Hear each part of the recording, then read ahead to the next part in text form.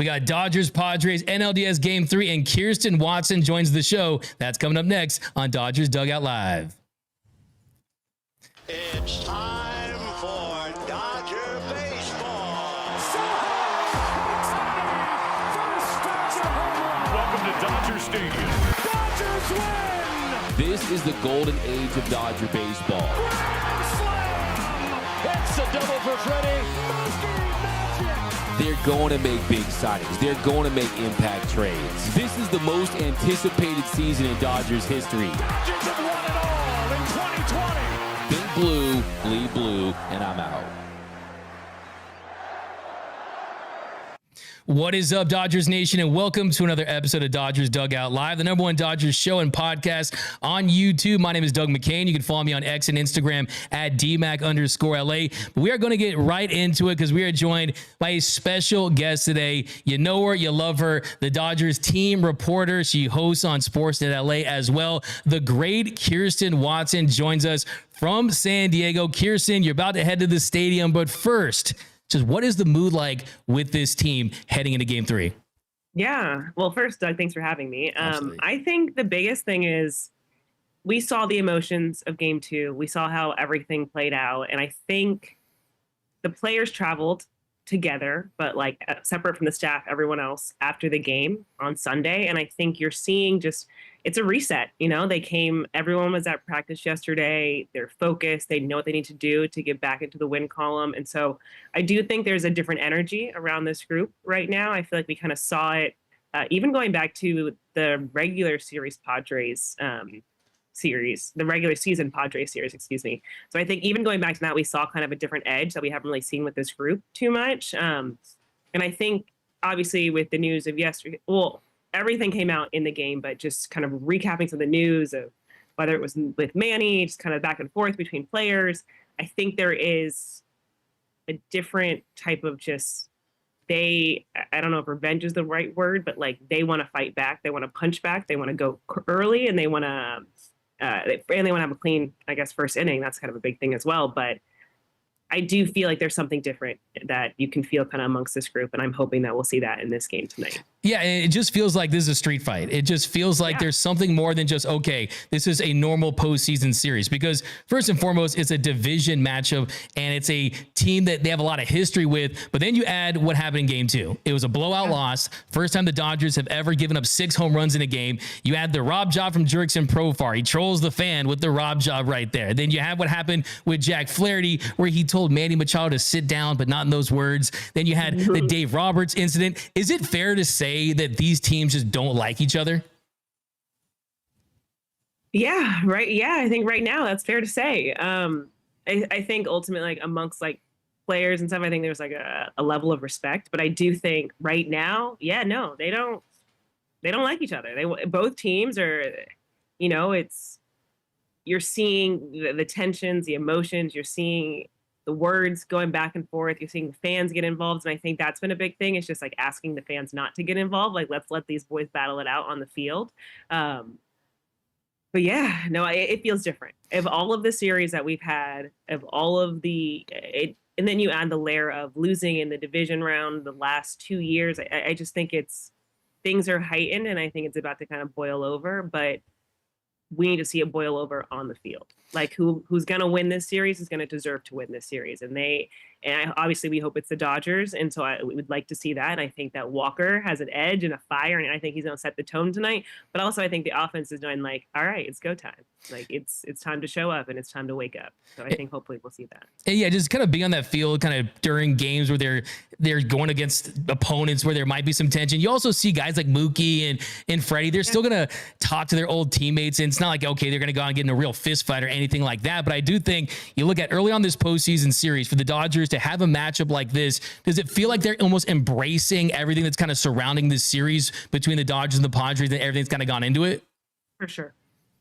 I think there's a different level of focus this year. I think there's a different intention this year. I think they're playing for more this year. I think that just as I mentioned before, considering what the last 2 years have looked like, considering that, this team, yes, the core will look the same next year, but there will be players who are either going to be done playing. There are going to be players who are free agents who went to different organizations. So they're playing for each other right now. And the decisions and the sacrifices that they're making, like, we don't see them publicly, but what they're doing internally to show up for each other is something that I don't think we've really seen in years past.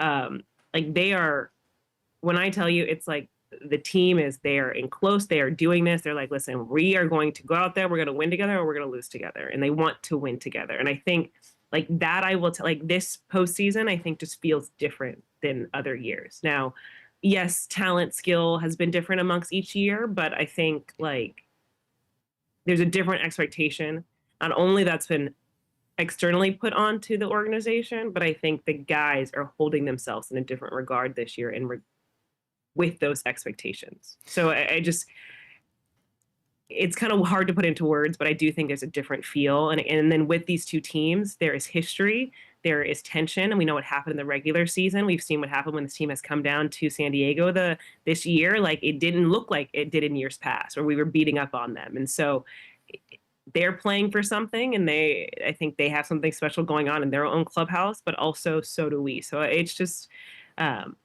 it's something, but the emotions are there, and I think they're leading into it, but I think they need to lead into it, because I think that's how they're going to use it for positive, to put it into play on the field, I guess. Absolutely. And one of the big advantages that the Dodgers do have in this series is the top of their lineup: Shohei, Mookie, and Freddie. It doesn't get any better around Major League Baseball. Now, you know Mookie Betts very, very well. You've covered him for a couple years now. His struggles have been well documented in the last couple of postseasons. He's 0 for his last 22. But when you kind of put it into perspective, it is just 6 at-bats. Like Dave said yesterday, he was robbed of a home run from Jurickson Profar. Just kind of knowing Mookie like you know him, just has there been anything different last couple of days? Just how confident are you in him as a player that he's going to get out of this slump? Extremely. As a player, as a person, I know he's putting in the work to get the results that he wants to. I think, obviously, there's a lot of conversation about this. He obviously has been hearing this conversation. He is someone who he's putting in the work every single day. And I think I actually really liked what Dave said yesterday in regard to, like, the biggest thing is like, we're not asking Mookie to be anything other than than who he is. And I think we just need him to kind of get back to that part. I'm with you. I think that home run, he needed it. I think we all know he needed it. That would have definitely changed the narrative in this conversation of what's kind of just with the results in the postseason as of late. But he is someone who he is putting in the work to be successful. He wants to be that guy for this team. He wants to help carry the load. Like, yes, there's, often people are like, oh, like Shohei's got it. Like, no, like we need not just Shohei, we need Shohei, Mookie, and Freddie. And then there's the question mark on Freddie, if, how his ankle is doing. And the hope is that he'll be back out there today. He's doing everything in his power to be out there. But, it's an injury that there are going to be times where it's going to tweak up and it's going to bother him. And so, I think we've seen kind of a consistency from the bottom of the order in these first 2 games. And like, they are setting the table and things like that. And that was the biggest difference to me in regard to game 2 versus game 1. Game 1, we saw them set the table and we saw the top of the order execute. In game 2, we saw the bottom of the order set the table, but the top of the order didn't execute. So I think that's the part. It's like, we are going to need everyone involved to be successful. And even like, listen, when it came to Max Muncy after the game, he said it. He was like, they played words, but they played like trash. Like the offense is going to have to show up to give them the support. And they know that. Yeah, you're absolutely right. I mean, the bottom of the lineup in the first game, they put ducks on the pond. They put Shohei Ohtani run scoring, producing opportunities. He hits that big 3-run home run to tie things up. Second game, I mean, you get a Gavin Lux sac fly and then a late home run by Max Muncy. That is not how this team ended up with the best offense in baseball. So hopefully you see something different. You mentioned earlier too, scoring first. This team hasn't scored first in their last 5 playoff games.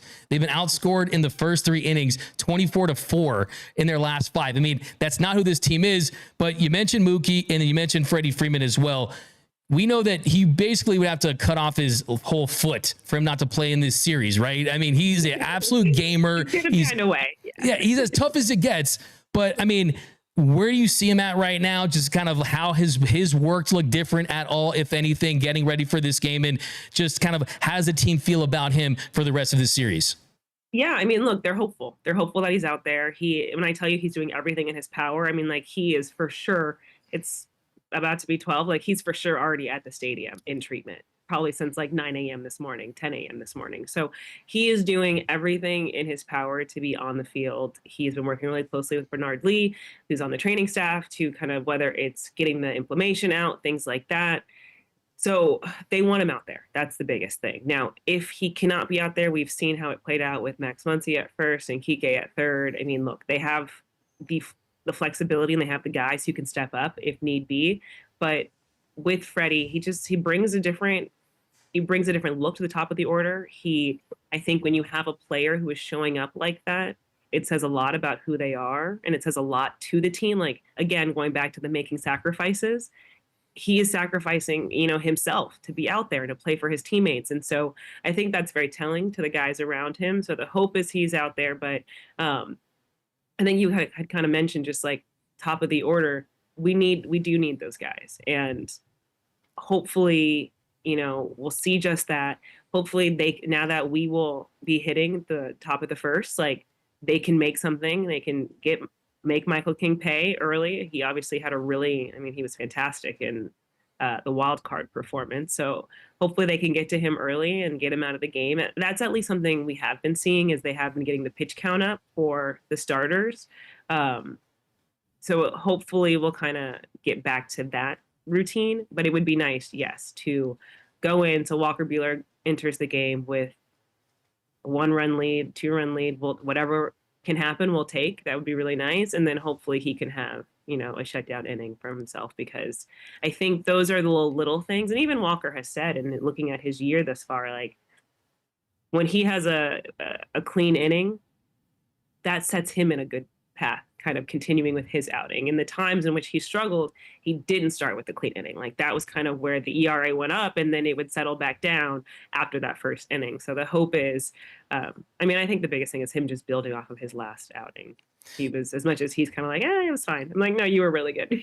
Yeah, absolutely. I mean, in the last time we faced him on September 26th, and he has dealt with some early inning issues throughout the season, but he's kind of cleaned that up of late. I remember when he had his first start back, and he was wearing a t-shirt that said "To Hell and Back." And it was the guy with the Jason mask. I remember asking him, I was like, hey man, trying to say something with that shirt? And he's like, maybe, so, I mean, for you've seen him go for someone who was, 2021, he was at one point the favorite to win the Cy Young, to missing significant time. Just from a mental standpoint, does it feel like he's in a really good spot in heading into the start, knowing that he's as good as he's been all year, and he's got a sub-3 postseason ERA? He's been here, he's done this, and I think he's the perfect guy to get the ball for the Dodgers in Game 3. Listen, there are some guys on this team that will make you want to run through a wall. We know Alex Vesia. We know, there's some guys. Walker is one of them. He brings a different edge. And I think, it's kind of similar to and him and Jack Flaherty are good friends as well. So when you have a guy who looks like he's going to just kind of he's going to set the tone, and he's going to war, and he wants to battle for his team, that is a different type of edge. And that's not to say that only they have it. I think quite a few guys on our team have that, but there's a tone that's set. And I think when you have that kind of fire, they're bringing it and creating the energy amongst the group, then everyone's going to follow in line. Obviously, we know that the fans are going to be aggressive. We know that it's going to be high tension, all of the above. We know the Padres are going to want to get to him early. We all know what's about to happen in this game tonight. It's just a matter of how are you going to use that energy and those emotions into some fire and positive fire. And I love what Walker, when he spoke to the media yesterday, he was just he lives for these moments. Exactly. He really and truly lives for these moments. This is his personality to a T. So listen, I'm ready to see postseason adrenaline Buehler once again tonight. I'm so fired up, and you're absolutely right. So yeah, a couple more, get you out of here. And it's pretty impressive. We've gone almost 15 minutes without a question about Shohei Ohtani. It's got to be the first Dodgers interview. We haven't gone one, but this is a guy, he gets his 40-40 in walk-off Grand Slam fashion. He gets 50-50 and 6 for 6, best game we've ever seen fashion. He's Superman in baseball cleats. Just heading into this series, he said he wasn't nervous. Clearly he's not, But Yeah, no. just how would you just overall describe just the Shohei Ohtani experience, covering him, just kind of like him being a rock star? Just what has it been like this season doing that? And just how have you just seen this entire season? Yeah, there's nothing like it, to be honest. Yeah. I mean, we've obviously had the privilege of being around because of the organization, the Dodgers. Like, we've had the privilege of being around stars. Clayton Kershaw, first ballot Hall of Famer. Mookie Betts is a star. Freddie Freeman's is like, we have been around players who demand respect, who are greatness in every definition of the word. I think Shohei Ohtani is just a different beast in itself. And this is someone like I've had the privilege of covering. I've worked with LeBron James, I've worked in the NFL, and I've worked with a lot of those players and things like that. And I think each league kind of brings something different in regard to like international superstars, like Tom Brady. And when he was married to Giselle, like that, I mean, Tom Brady himself is an international superstar, but being married to the most famous supermodel in the world took him to a whole different level, especially on an international standpoint. For Shohei Ohtani, I've really never seen anything like this. Like he really is like a pop star. Like how the Japanese media has followed him. How everything you see is about him. I do believe that maybe like outside of like a Michael Jordan, he's probably the most famous athlete in the world. And I think that is something. It's fascinating to be surrounded by. It's fascinating to kind of see how he's covered, how he handles it, all of those things. It's actually quite amazing to witness. It makes you really understand why he is so private with his life, because there's just so much interest in it. And so it protects it. So that has been, it's different, crazy. It's really cool at the same time. How he has handled just postseason, it just feels like he belongs. Like, it kind of feels crazy that we've never seen him in this situation. That's the part it's unbelievable. And thankfully, that's why, I mean, him on the Dodgers is great for baseball. You did an incredible job 1000%. covering him, by the way, do an outstanding job. I actually got a pair of his New Balance signature shoes, and I was going to walk by his dugout with my shoelaces untied and like tie him in front of him so you'd see me tying. Like, oh, these are so comfortable, Shohei. You got a Sharpie here. Might as well sign them. You know what I mean? But yeah. And also too, one thing I always notice too, with the players, I always like to hear what players actually call each other, like their real nicknames. And my favorite is when you hear players just calling him GOAT. Like they just straight up call him GOAT, you know, like Mookie calls him GOAT. But yeah, it's great to see, and it's great. We are happy to have him, and we have 10 more years of this excellence. But Kirsten Watson, we know you got to run to the stadium. We thank you so much for joining us here on Dodgers Dugout Live. And yeah, have a great time in San Diego. Represent our boys in blue like you do. And thank you so much, Kirsten. That is Kirsten Watson. So thank you so much, Kirsten. Thank you. I appreciate you. You got it. You got it. That's Kirsten Watson, Sportsnet LA Dodgers reporter. She does an incredible job. Kirsten Watson. One thing really sticks out just being around the team, being around her, is she just does a fantastic job just talking to the players when the cameras aren't on.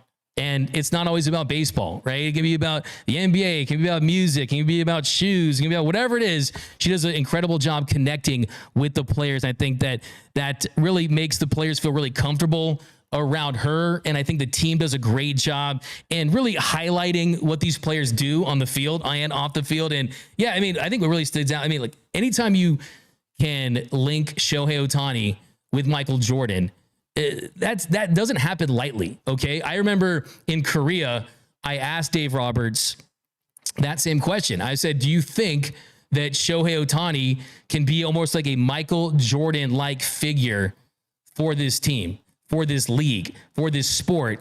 And he said, talent-wise, yes. Talent-wise, Michael Jordan and Shohei Ohtani, they're on the same level from a talent perspective. But what Dave Roberts told me is rings, championships. Let's get one. Let's get two. Then we can talk. And yes, baseball is a little different than basketball, right? I mean, you can't have the ball in your hands 24/7 or anything like that. But the fact that he has this potential, I don't think that that's exaggerating at all. I don't think it's hyperbole at all. I truly believe that we are witnessing prime Michael Jordan with the Dodgers. And yes, he didn't have a great game in game 2. He goes 0 for 4. And once again, a special thanks to the great Kirsten Watson joining us here on Dodgers Dugout Live.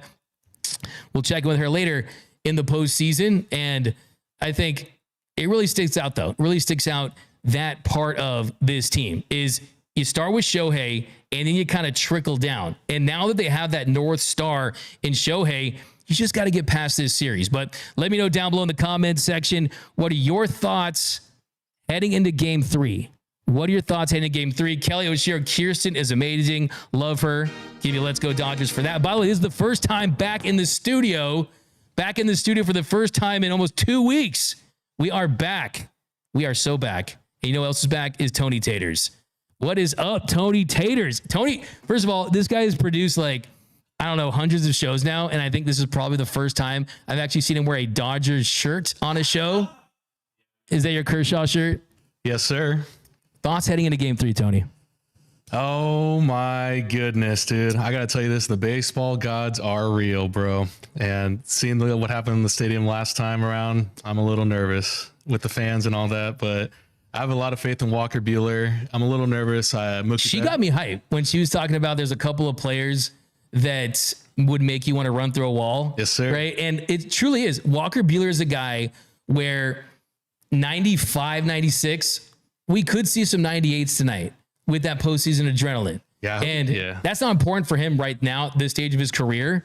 But still, I think just the fact that it feels like, sure, it's unrealistic to think you're going to get prime butane, right? You're not seeing 98, 99 up in the zone, 4-seam fastball, perceived rise. You're seeing a craftier, more of a pitcher than a thrower version of Walker Buehler. But the most important thing is he's had an entire season to get right. Physically, mentally, mechanically.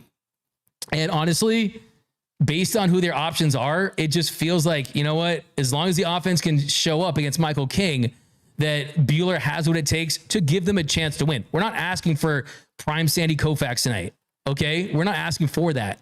We're asking for the guy to go out there, get out of that first inning, get out of that second inning. I don't know about you guys, but I feel like I'm excited to see the Dodgers go to the plate in a 0-0 game.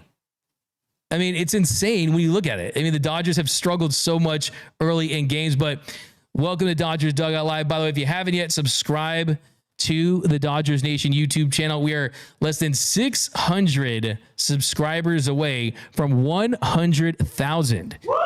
We are closing in on 100K. We're going to get that plaque. Let's hope the Dodgers find a way. I don't want to go. I don't want to be at Dodger Stadium on Friday for Andrew Friedman's postseason press conference. I don't want to see that. Right? No. I don't want to see that. And then just a reminder that today's episode is brought to you by our friends at Underdog Fantasy. Take a swing at Pick'em this baseball season on Underdog. Over 1 million fans across 33 states got in the game last year by making picks on Underdog. I personally had a great time on Underdog so far this season, and it's really simple to use. And take a look at the stats and projections for your favorite players. This week, I'm taking higher than 230.5 passing yards on Kyler Murray and higher than 71.5 rushing yards on Bijan Robinson. Underdog is super easy to play, and it's even easier to get started. Go to their easy-to-use mobile app or UnderdogFantasy.com. Sign up with promo code DNP, and Underdog will give you a mystery special pick to use on your first Pick'em entry, plus a first-time deposit offer of up to $1,000 in bonus cash. That's Underdog Fantasy, promo code DNP to claim your new customer special of a mystery player pick and your deposit offer. Man, had to pay the bills. Shout out to Underdog Fantasy. But let's dive back into the comment section, guys. I want this series to be over with. Dodgers on top. Too much distraction going on. Yeah, there's a lot of distraction going on. And did we get the clips of the new throw? Maybe we'll find a way to load those on there, Antonio, because Jeff Passan posted another video. And look, I said it yesterday. Here we go. Throws it in there. Yeah, watch out, man. You might hit, we can't have Manny doing that. He might hit Kirsten Watson. Okay? No throwing balls into the dugout. The truth of the matter is, when it comes to Manny Machado, it was a nothing burger. I'm not upset with this. I mean, I don't think he should be suspended for 10 games or anything. He knew what he was doing, though. I will take that to my grave. He knew what he was doing. He was trying to further get under the skin of this Dodgers dugout, of this Dodgers club, of Jack Flaherty, because he was embarrassed. He was embarrassed that he got struck out and that he felt like Jack Flaherty had one up on him. And the truth is about Manny Machado, this whole narrative, oh, Manny's this new team guy. Manny's this mature veteran leader. We know that same guy's in there. That same guy that had the dirty slide that injured Dustin Pedroia. That same dirty guy that stepped on Jesus Aguilar's foot in the NLCS. We know that guy's still in there, okay? We know that he's still in there. He's a bully. He's a bully, right? We know it. Okay? Don't call him sloth. It's messed up. From the Goonies. Hey, you guys. Hey, you guys. Don't do that. That's not cool. I don't condone that because he's a good player. And the truth of the matter is all these theatrics, it's a distraction from the most important thing right now, and that is the Dodgers going out there, executing, and taking care of business. Now, Walker Buehler, a 2.94 ERA in 79 2/3 innings and 15 playoff starts. He has only had 3 quality starts of his 16 this year. He's coming back off his second major elbow surgery.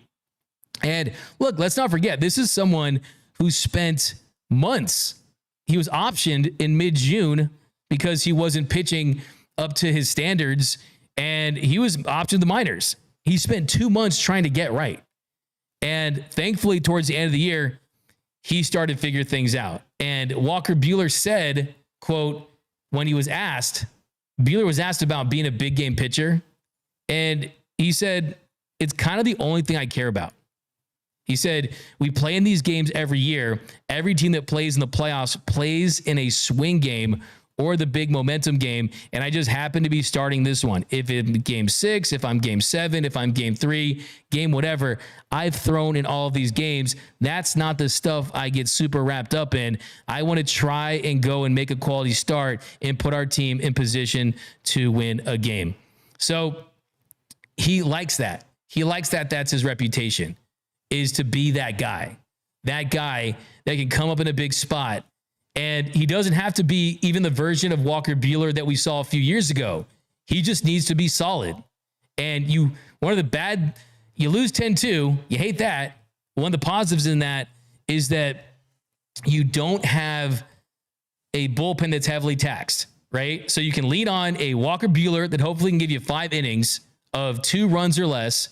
And then you go matchup, you go high leverage for the rest of the way. You use the Alex Vesias, the Ryan Braziers, the Evan Phillips, the Michael Kopechs tonight, right?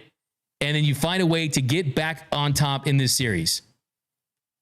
The Dodgers have a Padres problem, but the way to solve that is early offense and executing on the mound early as well and neutralizing this Padres offense as well. Also, too, I mean, you want to see more pitches. I kind of went back and looked. Darvish, the at-bat quality just wasn't there against Darvish. Darvish is a good pitcher. Against the Dodgers, at times, he's a great pitcher. But they made him look even better. He threw 83 pitches and faced 25 batters. That's 3.32 pitches per batter. So you need to see more patience at the plate. You need to wear out these starters and get in the bullpen as soon as possible. So that definitely is something that you want to avoid. And we talked about it yesterday. The situation with Walker Buehler as well is the first inning issues. The first inning issues have been an issue. But look, his final is in the first inning this season. He has an ERA north of 8, but he hasn't given up a run in the first inning his last 3 starts. And in his last 8 starts of the year, he's posted a 4.93 ERA. So that's definitely not great, but it's something to build on when you combine that with maybe it's, hey, you know what? This is the welcome back Buehler start. Maybe it did have to take an entire year. Maybe it did have to take him going to Florida, right?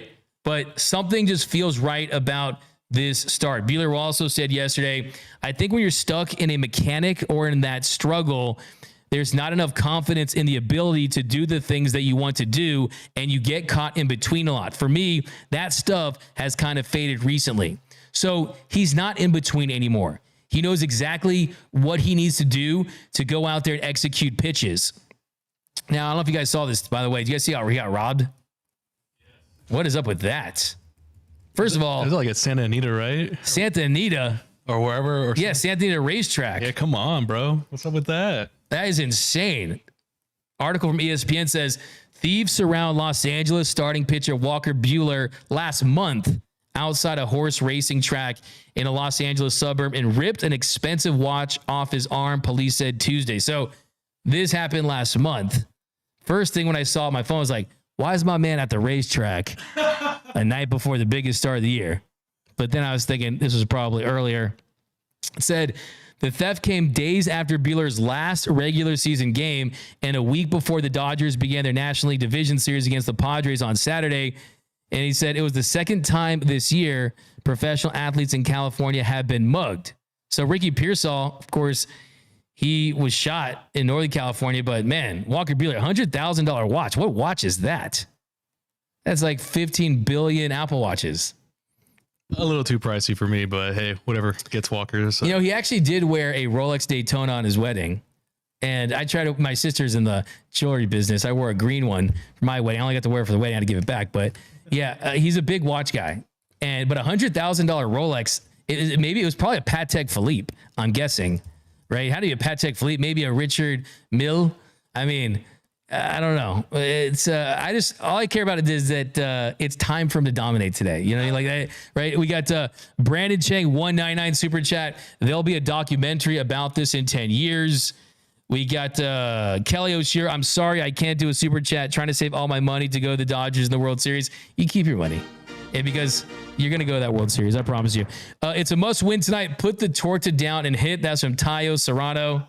Where's my Shohei Tortani's at? Out in the chat, guys. Mookie out of his slump. Yeah, he was robbed of his homer in game 2, but now we know he's fired up and ready to go. So Mookie took 300 swings yesterday. Mookie is doing everything he can to get himself out of this slump. And yes, if you look at the numbers, they're not pretty. He's hitless in his past 22 postseason ABs. He's 3 for his last 44. He's 0 for 6 in this series, does have 3 walks. But we're just one game away from his averages and numbers in the series from looking respectable. We're one Jerkson Profar Rob job away from saying that he's the second best hitter for the Dodgers through 2 games outside of Shohei Ohtani. And yesterday, I was told that he took live at-bats against Brent Honeywell. So that's definitely promising, the fact that you're taking live ABs, you're taking more swings, you're going up against the higher velocity pitching machines to try to figure this thing out. And for me, I think it's going to come down to him just realizing that he doesn't have to press like this. There's an element, if you look at Mookie's facial expressions and his body language, I want to reach out and give the man a hug because he just does not look like he has the answers for himself. If I was at a bar with Mookie right now and we were just sipping some Modelo's, eating some tortas, if I was at a bar with Mookie right now, I would say, Mookie, you already won a World Series in 2018 with the Red Sox. You won a World Series with the Dodgers in 2020. You've been a league MVP. You've won 6 Gold Gloves. You're a perennial all-star. You're one of the players of your generation. You've given back to your community as much as any player does. You've been active in the community. You're someone that does it behind the scenes, that doesn't even try to get all the PR that comes with it. Say what you want about Mookie, A1 dude, great family man, right? He doesn't have to go to the plate thinking he has to prove anything to anyone other than himself, right? Just give us regular season Mookie. Give us regular season Mookie. Unfortunately, the OPS, it's low in the postseason, right? I mean, he has 273 career postseason plate appearances. 273. A 700 OPS. For the regular season, he has an 895 career regular season OPS, an 897. I mean, Mookie Betts in the regular season is an MVP. In the postseason, he's like a role player. I mean, it doesn't make any sense. Where he's basically regular season Kike Hernandez in the postseason. You can't have that. You just can't have that. And I think we're going to learn a lot about him this postseason in this series. And I think for me, it's just about going up there every single at bat, not trying to do too much, trying to put good swings on pitches that we've seen you do damage to. And then before you know it, you'll have a multi-hit game. Before you know it, you'll have a productive out. Before you know it, you'll see the exit velos go up again. Right? But Mookie's pressing. Mookie's absolutely pressing right now, and it's showing. It's showing. And I think for me, what I want to see for him is just, you know what? Screw it. Go up there and find a way to execute, right? It's like Stallone, you know, not about how hard you hit, but how hard you get hit and keep moving forward. That ain't you, Mookie, right? That's not him. That is not Mookie. This is not the Mookie Betts that signed a 12-year, $365 million contract. That's not the Mookie Betts that is going to end up in Cooperstown. It pains me to see this. When you see Mookie at its best, he's playing free, and it looks effortless, and it looks easy. Everything looks hard. He looks in between. He looks like he's thinking too much. We don't want to see that version of Mookie Betts tonight. I think what the three things I want to see in tonight's game, 3 things I want to see. 1, an early lead. Give me an early lead of any kind. I will take 1-0. I will take 1-0. Give me an early lead. I mean, the Dodgers have trailed after 25 of 27 innings so far in the last couple postseason games. Now, think about that. I mean, the Dodgers' opponent has scored first in each of their last 5 postseason games. That includes the sweep with the Diamondbacks as well. Last year, they trailed at the end of all 9 innings in Game 2, and they fell behind in the first and third innings in Game 1. I mean, they've been behind the entire game, the entire series. Last 5 playoff games, the Dodgers have been outscored 13-0 in the first inning. They've been outscored a combined 24-4 in the first 3 innings. I mean, find a way to get an early lead of any kind. 2, I need to see Mookie Betts go off.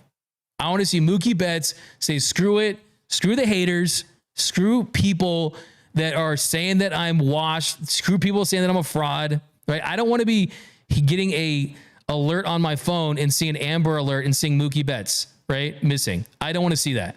I want to see the Mookie Betts that's one of the best players in Major League Baseball. Give me a double in the gap. Give me a home run. Give me a 110-mile-per-hour out the bat single. Give me some dynamic base running.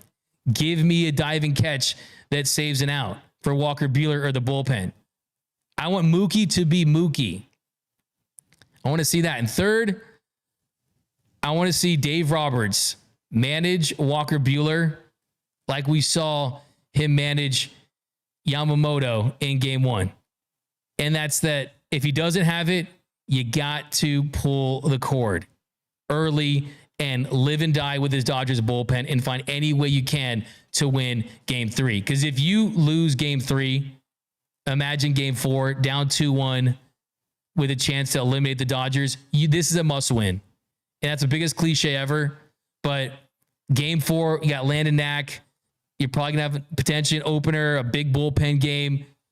If you win tonight, you guarantee Game 5 at home. And then, okay, it's Game 5. It's anyone's game. And I trust Shohei Ohtani and the baseball gods at Dodger Stadium, right? Tonight is the pivotal one. Tomorrow, anything can happen. Anything can happen in an elimination game. But tonight, if I'm Dave Roberts, I'm going batter for batter, pitch for pitch the entire night with Walker Buehler. 100%. Because the year he's had, because of what's at stake, you can't have him put this Dodgers team behind significantly early on, just because of the way the offense has looked. But I feel good. I don't know about you guys. I mean, it's kind of one of those things. It's all the whole cycle of a postseason loss, right? Right after the world's over. I always say a basketball loss will ruin your day. A football loss will ruin your week. A baseball loss, it'll ruin your life. Right, Antonio? 100%. I was watching the game here with Serena and Noel the other day, and the vibes are just so low. I still feel like crap about it, but I'm excited for today. I'm excited for Walker. Gut wrenching. It's painful. You don't want to talk to anybody. You only want to eat half a torta. It's really bad. Not even. I can't even eat a torta. You put the most delicious torta in front of me, I won't touch it after Dodgers loss. Yeah, I'm not to eat my feelings. I can't eat anything. Yeah. But I do think that there's a world where the theatrics of the Padres, everything that's been going on, almost helps this team because they get a little cocky in my eyes. They think that they have this Dodgers team figured out. They think that they're not fighters. Guess what? What does Freddie Freeman have that Manny Machado and Fernando Tatis doesn't have? A World Series title, right? What does Mookie have? They have World Series titles. Let's not forget that Mookie and Freddie, they have the titles. They have the hardware, okay? Machado does not. Tatis does not, okay? Let's not forget that here. And I think we'll time to talk about the fall of this series, what it means, but I got the Dodgers winning tonight.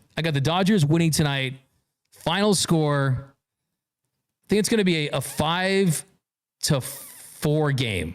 5-4 game, a close game. I could see the Dodgers saying screw it and winning like 7-3.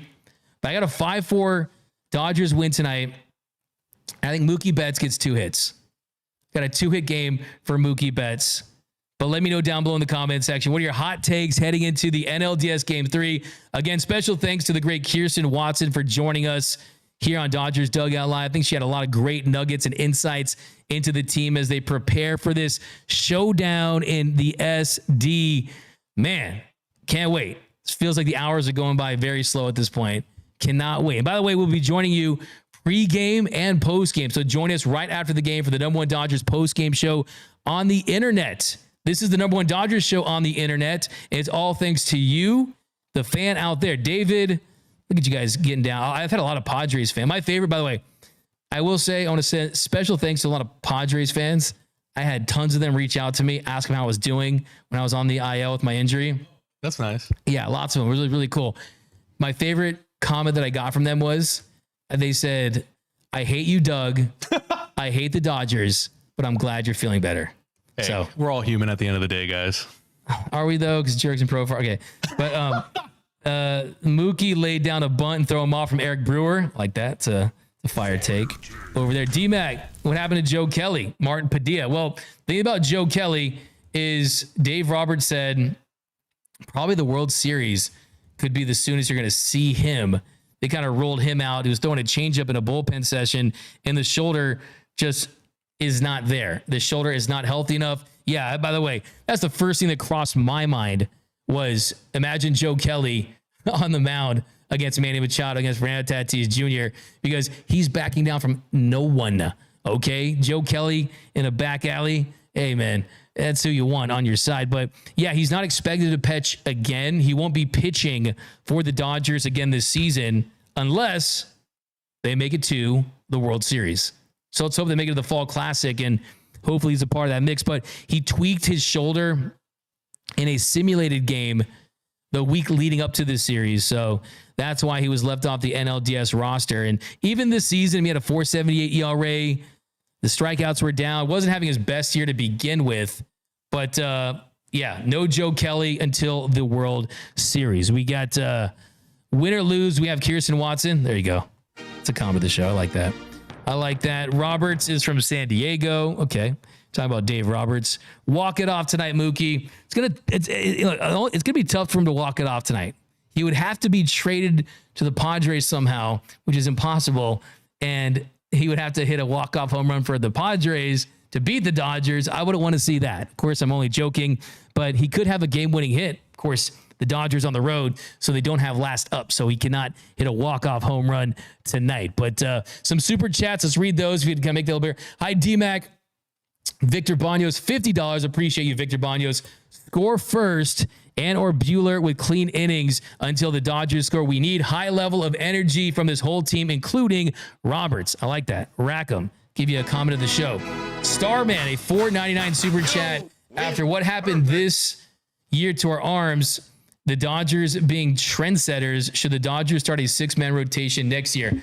I will tackle that one in more in a more in-depth fashion in another show. I would say right now you have Shohei Ohtani coming back. You have another Japanese pitcher already a party rotation in Yamamoto. You could get Roki Sasaki. Yeah, absolutely. You could see a 6-man rotation for the Dodgers and feel like if you're going to bet on it, it'd be a safe bet at this point. A $1.99 super chat from Dan Otonics. Tatis plays with Machado's Dodger dog. Okay, you are getting a bruh for that one, a double bruh. Here's the thing, like, my man, like, dog, here's the thing. I'm so sick and tired of look, obviously Dodgers fans do better. Never throw beers at most players, but no, don't never throw beers ever or anything. We don't condone that. We condemn that 100%. There's no place for that. You should never throw anything onto the field. Never, ever, ever, ever.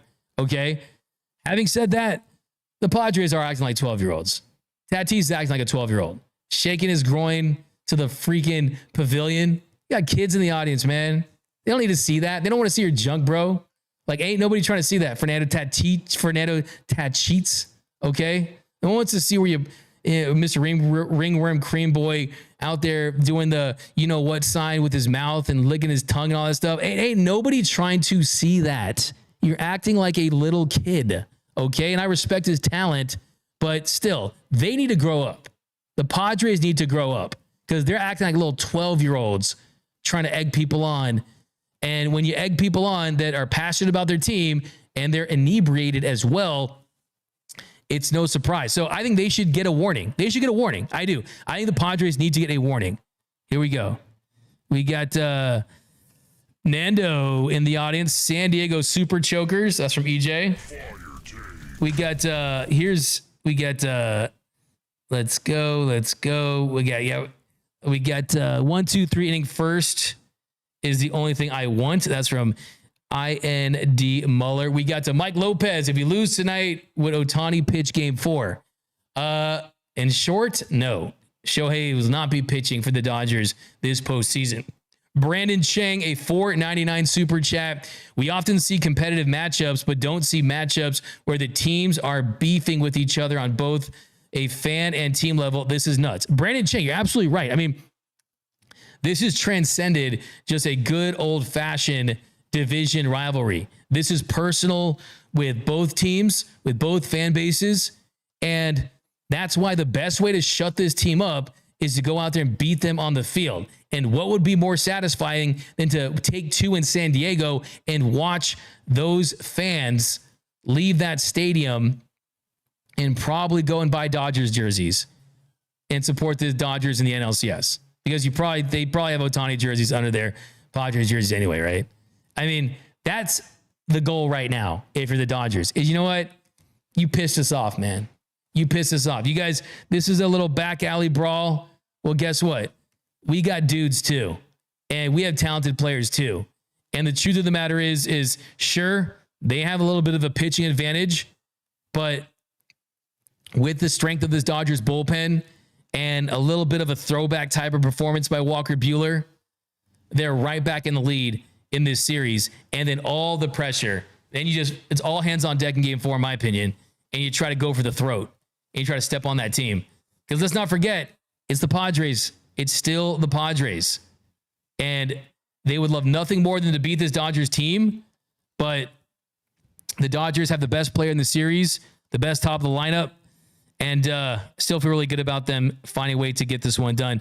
Matt Leiter says 12-2 Dodgers tonight, still winning 4. The infamous El Guapo says 3-1 Dodgers. Tatis Jr., got some syringe emojis. Okay, now Joey, hot take: Knack has the stuff to have a quality start next game. He's better than Buehler. You can make that case, but I'm very excited and anxious to see what Buehler can do tonight because it's a big opportunity. Let's not forget Walker Buehler is on an expiring deal, right? He's going to enter free agency this offseason. If he pitches well tonight, the Dodgers advance. there's a world where Walker Buehler could be the best starter for the Dodgers throughout this postseason. And that's no slight to Jack Flaherty Yamamoto. Yamamoto's a rookie coming off an injury. Jack Flaherty is someone who has pitched like a number 3 starter for a couple of months now. He's been solid, but he hasn't been great. So Walker Buehler has a big opportunity to send himself into free agency saying, hey, guess what? Yeah, I dealt with injuries all year long because I dealt with coming back off a second major Tommy John's surgery, a second major elbow surgery, and he dealt injuries too. He was dealing with a hip injury early this season that was impacting his mechanics as well. So it's not how you start, it's how you finish.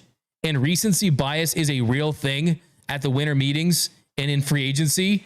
And teams want guys they can trust in these situations. So I think that Buehler was headed towards a 1-year prove-it deal, maybe $12 million, almost like a Noah Syndergaard deal like we saw a couple seasons ago. The Dodgers won't, my estimation, give him the qualifying offer over $20 million. But I do think that Buehler, if he has a good October, teams are going to say, well, wait a second. He looks like the guy in 2021, the guy who was in the Cy Young mix, the guy that even after the sticky stuff crackdown proved to be a top 15 pitcher because the velocity is still there. It's not lights out, but it's still respectable, 95, 96. It's just using the slider, using the cutter, using the curveball, mixing things up.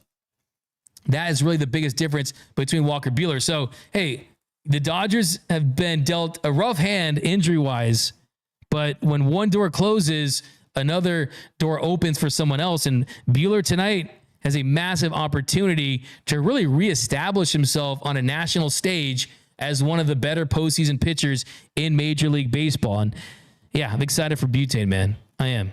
Ohtani going yard tonight in his first road game from Milanian. Mike Lopez, if we lose tonight, would they let Ohtani? Okay, we got Integrity 28499 super chat. Very nervous for tonight. If the Dodgers win this series, I'd give them as the World Series favorites, but let's crush those dreams. Yeah, 100%. This Padres team could win the World Series. That's on the table. They have the pitching to do it. The roster is good enough. Mike Lopez, Tatis Machado Profar belong at Diddy's Freak-Offs. Gonna get a bruh for that. Bruh. But you gave us $2 so I could read that. Dano Tix, Padres fans celebrate in the streets for a postseason game win. We celebrate championships here. It's a difference. Sad Diego. Fire take. Rack you for that one. Byron James, the players got to stand up for each other. Can't have Flaherty going up against Manny on his own. Byron James. Yeah, I think, look, Brian, I was a little disappointed that you didn't see Muncy and Teoscar and guys like that approaching Machado, kind of. But then kind of when you see the second view of it, it's kind of like he's kind of far. You already started the inning. Look, this team, the Dodgers don't need to waste mental bandwidth and take the bait. If you do that, you take the bait. You play into what the Padres want. The Padres want the Dodgers to be mad at them. They want the Dodgers to say, oh, you're the Joker to our Batman. You're driving us crazy. That's going to distract them from the ultimate prize. The best case scenario is the Padres are just going to be a forgettable stepping stone for the Dodgers and route to a World Series, right? Let's be honest. The Padres win this series, their season is a success. The Dodgers lose this series, their season is a failure. But if the Dodgers even win this series and lose in the NLCS, season's still a failure. Losing the World Series, season's still a failure. Standard is different, right? These are big boy standards. Padres don't play by big boy standards as far as how you evaluate success or failure as a team. So let's not forget that. But a couple more here, guys, and we'll be back right before the game. We'll do more previews. So we got some more super chats down below. What's up, Rebecca? We got Mark Kendall. Don't embrace them, just win.